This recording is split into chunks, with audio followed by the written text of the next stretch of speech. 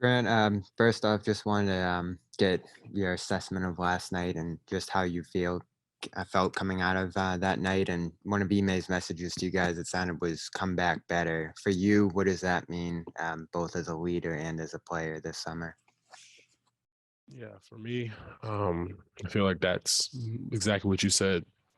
The leadership side of things, how to be better for the guys down the line, and then individually just improving so that things like that won't happen again. Um, Going in, seeing that last night, you want to congratulate the other team. It was a long, hard fought season, but for both sides. But it shows for me how bright of a future this team has. It instills confidence in me and all of my brothers, I feel like. And at the end of the day, it's one of those things you have to respond now. How do you approach this next coming season? And that's kind of how I've approached it, seeing exactly the celebratory, seeing how huge of a moment that is for anybody, for any player, no matter if you played or you didn't play. It just makes you even more hungry to come back. And I know that for me, I just want to be there again and be able to have that same opportunity to compete at a high level like that again. Grant, Bobby, you have a follow-up question for Grant?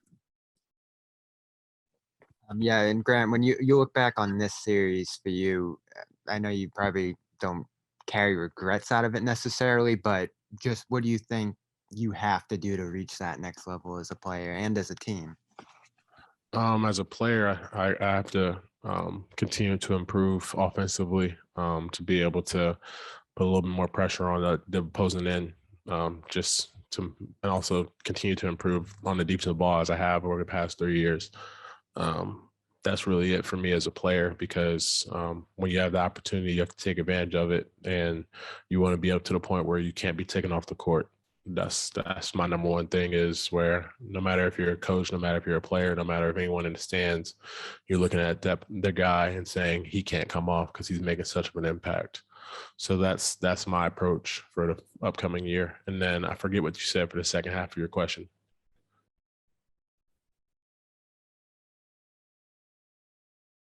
Bobby? No, that was it. Thank you. Okay. Question up, Adam Himmelsbach. All right, Adam Himmelsbach, next. Hey Grant, we saw you had kind of extended chat with Draymond after the game last night. Just curious kind of what the general message was, and more so what you take away from the experience of going against him in the series and what you can maybe pull from it moving forward.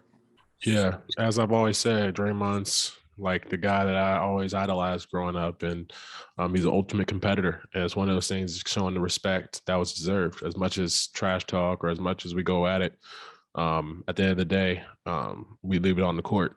And that's exactly how I think both of us are and how both of us play. So it's a little bit of just congratulations from my end, and him instilling that word of wisdom for the future. And you always got to respect a man like that. He's a phenomenal guy. And for us, it's just a matter of, he basically just said, you'll be back. And when you get back, don't allow the opportunity to slip again. And just continue to improve. You know, those it's not necessarily in those words, but that's kind of the message that I received from him. Gary Washburn.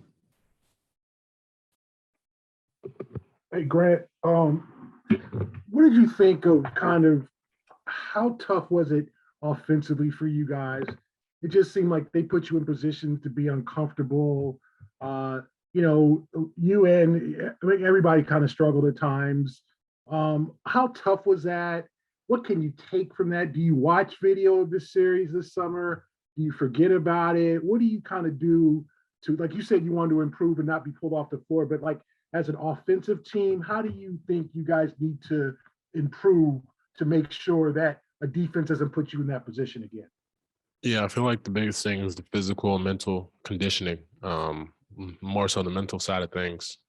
Physically, I feel like we were prepared to match physicality and everything else, but I feel like they had that discipline that you need in those moments. They had the experience, and we didn't play that way. We played kind of immature in a sense, you know. A lot of the simple reads that we could have made, we didn't, and that allowed them to spark their transition and spark their break. So it's more so about making sure that we understand exactly what we're trying to accomplish. That's what I pretty much said throughout the whole playoffs is understanding what we are looking for out there and then going out and executing. And I feel like we had a good understanding of what we were looking for, but we didn't execute. And that's probably the biggest thing is we had enough opportunity. We held them. We did our job on defense. It's just our offense kept shooting us in the foot. So for us, it's just finding ways to not only get those extra possessions, but also make sure the possessions that we do have aren't wasteful. Whether that's a turnover, whether that's a bad shot, which leads to another three on their end. Playing against a team as dynamic as them, even as well as we defended them, I think they averaged 103 points over the whole final. We just didn't. Our offense didn't keep us there. Jared Weiss. Grant, you were just talking about how you need to find ways to make sure that you can't be taken off the floor. What did you learn from Draymond going up against him as someone who he couldn't score for most of the series, and yet he continued to find ways to make an impact? And how do you think your growth in that sense could help the team from getting stuck in that stasis offensively, because you could find different ways to impact rather than just trying to space the floor and crash the glass? Yeah, part of it is just being a threat. I feel like they respected me as a shooter. They didn't leave me. They didn't, and if they did, they would run me off the line and try to make sure I made a play. So oftentimes, if you're able to not only just be a threat out there shooting the ball, but also creation and being a little bit more aggressive playing downhill, it makes it even more hard because defensively it wasn't an issue. Defensively, I felt I could compete with them at any time. So really it was just, I feel like, providing that extra offensive for the team with the guys that were out there with us. Because as much as you provide shooting, if you switch everything, there's no real way to get an open shot. So being able to take advantage of those switches, whether that's punishing on the glass, whether that's take advantage of a matchup, whether that's just improving in that sense, I feel like that's my next step. And Chris Ryan.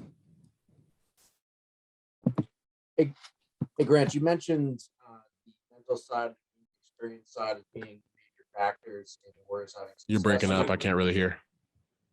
You mentioned some of the factors that led to Warriors' success in the series, mental maturity and things of that nature. Is there anything else that jumped out at you in terms of why they had the success they had?